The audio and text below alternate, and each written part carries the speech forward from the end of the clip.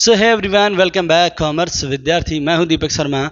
आज के इस वीडियो के अंदर हम लोग बात करने वाले हैं बेसिक अकाउंटिंग टर्म के बारे में। क्लास 11 का पहला वीडियो है, क्लास 11 के बच्चों का पहला वीडियो। क्लास 11 में जिन बच्चों ने कॉमर्स लिया उन सब का जोरदार स्वागत करती है हमारी टीम कॉमर्स विद्यार्थी। और कॉमर्स विद्यार्थी में आप सबका स्वागत है। सर, आपने कॉमर्स को चूज किया है, आपने कॉमर्स स्ट्रीम को चूज किया है, तो आपका बहुत बहुत स्वागत है। हमारे साथ जुड़िए और हम आपको आपकी सारी प्रॉब्लम का सलूशन देने वाले हैं। तो सबसे पहला जो मैं आपके लिए चैप्टर लेके आया हूं, बेसिक अकाउंटिंग टर्म्स। क्या होता है क्या? तो बेसिक अकाउंटिंग टर्म होता है क्या, इसके बारे में जानेंगे। बताने को मैं अकाउंट्स भी बता सकता था, मैं बता सकता था अकाउंटेंसी क्या है, अकाउंट्स क्या है और अकाउंटिंग क्या है, बट इन सब चीज़ों से थोड़ा सा बाहर आते हैं। सबसे पहले क्लास में जैसे आप इंटर होते हैं और क्लास में बच्चों को देखते हैं तो जानने की कोशिश करते हैं कौन कौन बनेगा मेरा दोस्त, कौन होगा मेरा दोस्त, या किसके बारे में कैसा मेरा परसेप्शन बनने वाला है। उसी तरीके अकाउंट्स, बेसिक अकाउंटिंग टर्म के अंदर हम सबसे पहली चीज को पढ़ेंगे, एसेट्स क्या होता है। बेसिक तौर पे आपने एसेट्स के बारे में सुन रखा है, एसेट्स क्या होता है हम लोग जानते हैं। एसेट्स मतलब बहुत लोग पूछते हैं, नॉन कॉमर्स आदमी बता देगा, वही संपत्ति जो होती है ना, जमीन जायदाद, वो हमारा एसेट्स होता है। बट ऐसे आप कॉमर्स के टर्म में नहीं बोल सकते हैं, क्योंकि आप कॉमर्स स्ट्रीम के स्टूडेंट हैं। आपको बताना होगा express in a term of money, express in a term of money, जिसको पैसे के फॉर्म में कभी भी बदला जा सकता है, वो सब का सब क्या कहलाता है, एसेट्स कहलाता है। Express in a term of money, जिसको पैसे के फॉर्म में आप कभी भी कन्वर्ट कर सकते हैं, वो आपके लिए क्या कहलाता है सर, एसेट्स कहलाता है। वो आपके लिए क्या कहलाता है, संपत्ति कहलाता है। ठीक है, वो आपके लिए संपत्ति कहलाता है, एसेट्स कहलाता है। ठीक है, तो बेसिक तौर पे हम लोग जानने की कोशिश करते हैं। ठीक है, थोड़ी सी इसकी डिफिनेशन देखते हैं। एसेट्स टू राइटर्स और things owned by the business concern which can be express in a term of money. ठीक है, जैसे प्रोपराइटर, ओनर, या जो भी बिजनेसमैन है, ठीक है, जो भी बिजनेस का ओनर है, जो भी उसके पास संपत्ति प्रॉपर्टीज है, ठीक है, उस प्रॉपर्टीज को कभी भी एक्सप्रेस कर सकता है in a form of money. कोई भी प्रॉपर्टीज है, एसेट टू प्रॉपर्टीज और थिंग्स, कोई भी प्रॉपर्टी हो या कोई भी थिंग्स हो, उसको कभी भी कन्वर्ट कर सकता है in a form of money, is known as assets. जिसको हम कभी भी पैसे के फॉर्म में बदल सकते हैं, वो हमारे लिए क्या कहलाता है, एसेट्स कहलाता है। ठीक है, एसेट टू, ठीक है, प्रॉपर्टीज, ठीक है, प्रॉपर्टी हो या कोई थिंग्स हो जिसको हम कभी भी एक्सप्रेस कर सकते हैं in form of money, is known as assets. उसको हम क्या बोलते हैं, संपत्ति बोलते हैं।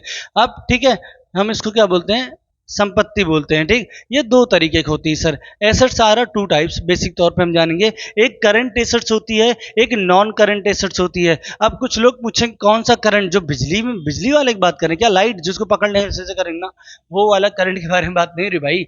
यहाँ पर करंट एसेट्स का मतलब होता है कि current assets are those assets which cash convert within a 12 month।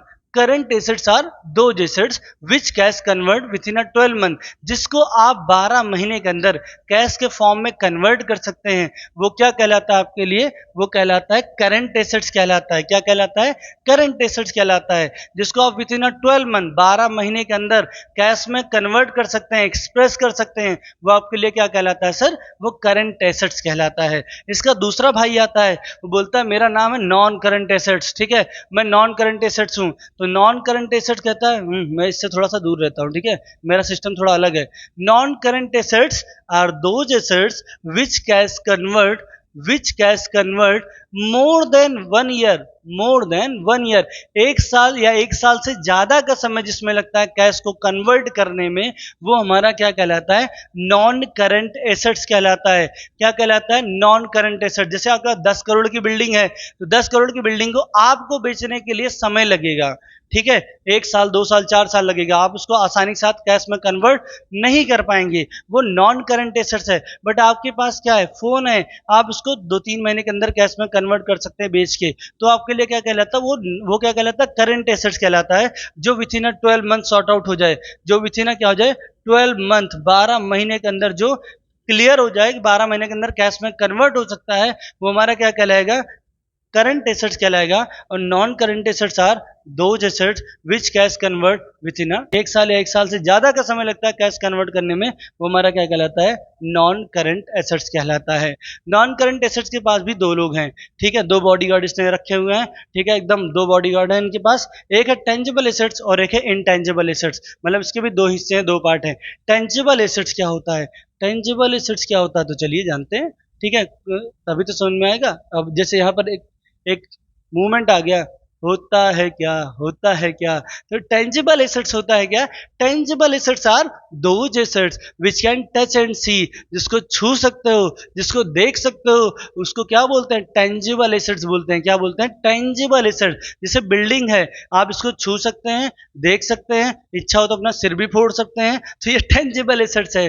ठीक है, आपका फोन है, फोन, सिर्फ फोन की बात कर रहा हूँ जो उसके अपर बॉडी है, वो टेंजिबल एसेट्स है। फैन आपका टेंजिबल एसेट्स है, ठीक है, बिल्डिंग्स आपकी टेंजिबल एसेट्स है, कार आपकी टेंजिबल एसेट्स है। तो ये सब क्या है, tangible assets. Tangible assets are those assets which can touch and see, जिसको छू सको, जिसको देख सको, वो हमारे लिए क्या कहलाती है, टेंजिबल एसेट्स कहलाती है।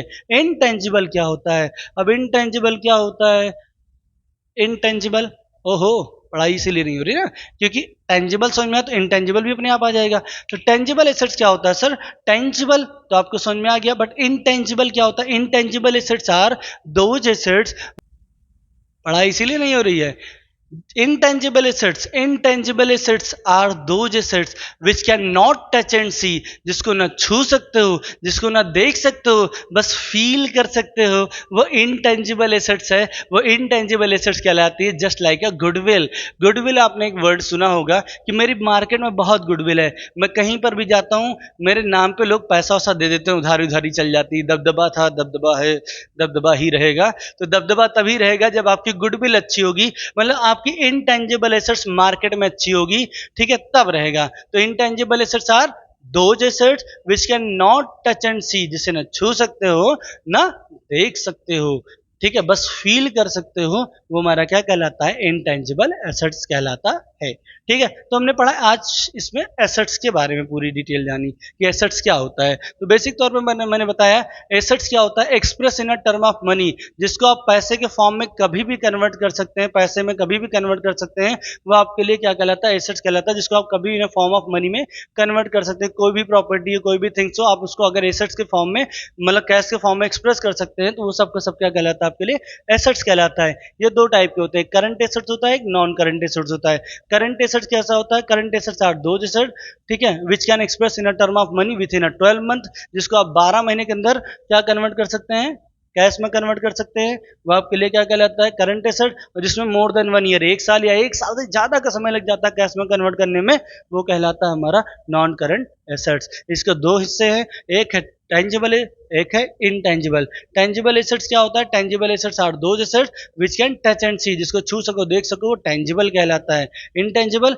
जिसको ना छू सको ना देख सको, बस फील कर सकते हो, वो इनटेंजिबल कहलाता है। क्लियर, क्लियर है। अब आगे बात करते हैं, थोड़ा सा आगे बढ़ते हैं। थोड़ा स्क्रीनशॉट ले लीजिए जिससे आपको लिखने में आसानी हो, ठीक है। ये आपकी किताबों से ज्यादा अच्छी की डेफिनेशन है अकॉर्डिंग टू कॉमर्स विद्यार्थी, ठीक है। तो थोड़ा सा आगे बढ़ते हैं, ठीक है, और यहाँ पर देख लेते हैं इनकी डिफिनीशंस को भी, ठीक है, मैंने आपको समझा दिया।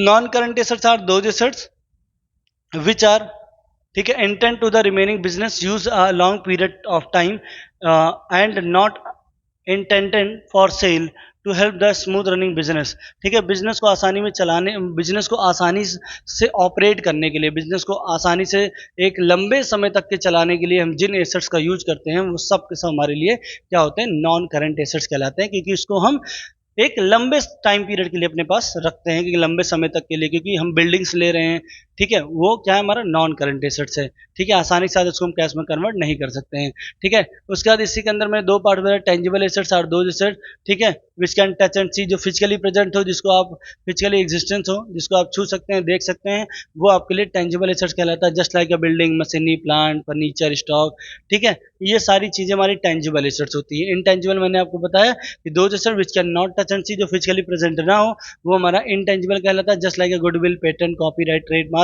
ये सब के सब क्या है, इनटेंजिबल एसेट्स के अंदर काम करते हैं, ठीक है। करंट के बारे में बता दिया, ठीक है, तो थोड़ा सा और मूव करते हैं आगे। ठीक, अब हम जानना चाहते हैं कि लाइबिलिटी क्या होता है। अब ये लाइबिलिटी वर्ड सुनते ही ना थोड़ा सा सुना तो था कहीं इसको, कोई तो बोल रहा था मेरी लाइबिलिटी नहीं है तुमको पढ़ाना। घर वाले आपसे बोलते हैं ना, जब आपके 10th में नंबर कम आए तो घर वाले ने आपसे बोला कि मेरी लाइबिलिटी नहीं है, ठीक है, मैं तुम्हारे लिए पैसा खर्चा कर रहा हूँ, तुम पढ़ाई करो चाहे ना करो, तुम्हारी लाइबिलिटी है। तो लाइबिलिटी तो सुन रखा है मैंने, कहीं ना कहीं तो सुना है। अच्छा, बत्ती जली। लाइबिलिटी को हिंदी में बोलते हैं दायित्व। अब ये दायित्व क्या होता है, तो काफी कठिन कठिन वर्ड है हिंदी के, ठीक है, तो सीबीएसई बोर्ड वालों के लिए थोड़ी सी दिक्कत हो जाती है। तो यहाँ पर क्या होता है सर, लाइबिलिटी को हम बोलते हैं एक तरीके से हिंदी में बोलते हैं दायित्व। ऐसी फाइनेंशियल ऑब्लिगेशन जिसको हमको फ्यूचर में फुलफिल करना होता है, वो सब के सब क्या कहलाती है, लाइबिलिटी कहलाती है। ऐसी फाइनेंशियल ऑब्लिगेशन मतलब जिनका मतलब फाइनेंशियल ऑब्लिगेशन पैसे से रिलेटेड हो, जिसका पेमेंट आपको फ्यूचर में करना ही करना है, वो सब के सब क्या कहलाते हैं, लाइबिलिटी कहलाते हैं। एक छोटा सा एग्जांपल लूंगा, बच्चियां मतलब हमारी जो छोटी छोटी बहनें हैं बुरा नहीं मानेंगी, ठीक है। जैसे पहले के ज़माने में किसी के यहाँ लड़की हो जाती थी, जब लड़की हो जाती थी लोग कहते थे हमारे ऊपर एक लाइबिलिटी क्रिएट हो गई, हमारा दायित्व तो बन गया कि हमको इस बिटिया का विवाह करना ही पड़ेगा, और विवाह करूंगा तो दहेज देना पड़ेगा। तो हमारी लाइबिलिटी है, फाइनेंशियल ऑब्लिगेशन है, जिसको फ्यूचर में मुझे फुलफिल करना पड़ेगा, जिसको फ्यूचर में पेमेंट मुझे करना पड़ेगा, वो सब के सब क्या कहलाते हैं, लाइबिलिटी। इसीलिए जब लड़कियां होती थी लोग दुखी होते थे, और जब लड़के होते थे लोग थालियां बजाते थे। क्यों? क्योंकि उनकी मानसिकता थी कि लड़कों को एज एसेट्स ट्रीट करते थे, उनसे पैसा आएगा, और लड़कियों को एज लाइबिलिटी ट्रीट करते थे, उनसे पैसा जाएगा। मतलब उनको सोचते थे फाइनेंशियल ऑब्लिगेशन है, इनको फुलफिल करो, फ्यूचर में मुझे पेमेंट करना ही पड़ेगा फुलफिल करने के लिए, ठीक है। तो ये हमारे लिए क्या कहलाते हैं, लाइबिलिटी कहलाते हैं बेसिक तौर पे, ठीक है। Liability is the financial obligation of an enterprises other than owner fund, ठीक है, ओनर फंड्स के अलावा, ठीक है, क्या होती है, फाइनेंशियल ऑब्लिगेशन होती है ओनर के लिए कि इसको फ्यूचर में क्या करना पड़ता है, पेड करना पड़ता है सम टाइम फ्यूचर, ठीक है। It has to be paid at the some time future, जिसका पेमेंट सम टाइम मतलब कुछ टाइम बाद फ्यूचर में करना पड़ता है, वो सब का सब क्या कहलाता है, हमारे लिए लाइबिलिटी कहलाता है, ठीक है। समझ में आया क्या कहलाता है, लाइबिलिटी कहलाता है। ये भी दो तरीके की होती हैं, एक होता है करंट, एक होता है नॉन करंट। अब यहाँ पर अगर दिमाग कोई लगाए बच्चा, तो प्रीवियस मैंने एसेट्स भी बताया था, वही चीज यहाँ पर लाइबिलिटी अप्लाई होगी, बस वहां पर क्या था, एक्सप्रेस करते थे कैश में, यहाँ पर पेमेंट करेंगे, ठीक है।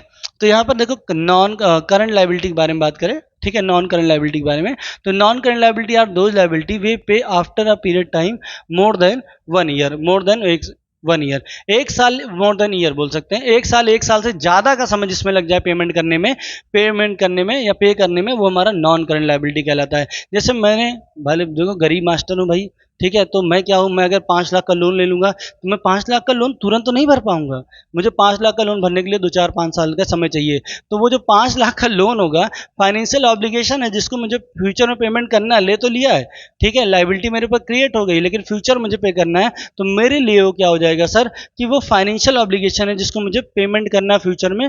तो भाई मुझे तो 4 5 साल का टाइम चाहिए, 3 साल का टाइम चाहिए, उसके पहले मैं पे नहीं कर पाऊंगा। तो मेरे लिए क्या है, नॉन करंट लाइबिलिटी, ऐसी लाइबिलिटी जिसका पेमेंट मुझे 1 साल से ज्यादा का समय लग जाए पे करने में, वो हमारे लिए क्या कहलाता है, नॉन करंट लाइबिलिटी कहलाता है। सर करंट लाइबिलिटी क्या होती है, current liability are those liability pay within 1 year, जिसका पेमेंट आप 1 साल के अंदर कर सकते हैं, वो क्या कहलाता है, आपका नॉन करंट लाइबिलिटी कहलाता है। बेसिक तौर पे क्लियर है, नॉन करंट लाइबिलिटी कहलाता है क्योंकि विद इन अ ईयर आप पेमेंट यहाँ कर लेते हैं, ठीक। जैसे मान लो सपोज दैट मैंने आपसे 200 रुपये उधार ले लिए, 500 रुपये उधार ले लिए, 1000 उधार ले लिए, तो ये इसका पेमेंट मैं फ्यूचर में आसानी के साथ विद इन अ मंथ ही कर लूंगा, ईयर भी नहीं लगेगा, तो ये करंट लाइबिलिटी है। लेकिन अब मैंने बैंक से 5 लाख 10 लाख ले लिया, तो मुझे टाइम लगेगा पेमेंट करने में ना, तो वहां पर क्या हो जाएगा, वो नॉन करंट लाइबिलिटी होगी, ठीक।